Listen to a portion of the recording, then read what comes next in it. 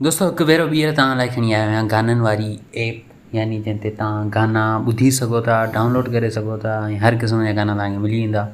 उन ऐप जो नालो आहे बजाओ ऐं प्ले स्टोर ते लिखी करे सर्च कयो बजाओ ऐं पोइ पंहिंजी मोबाइल में बजाओ ई बजाओ।